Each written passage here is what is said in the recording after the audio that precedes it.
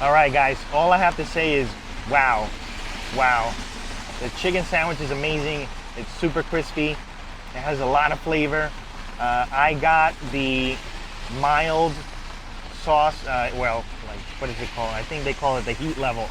I got the mild heat level, and it was just right. It was like a buffalo chicken wing, kind of hot, but it was delicious. The chicken tenders are great too. It's huge. It's a huge portion.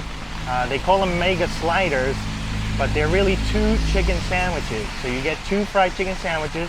You choose your spice level, and then you can also get an order of 2 chicken tenders, which come with fries. Oh, and the fries have this sort of spice seasoning mix on them. That's amazing. I love it. And they have their own special sauce that they make here. That's amazing. I can't even describe it. It's like a spicy mayo. I think there was black pepper in it. It was delicious. I'm glad that I got a second one, because the gentleman told me that it comes with one with the tender box, but if you want more, you have to get extra. So I'm glad I got another one, because I think they were telling me that one's enough, but definitely not.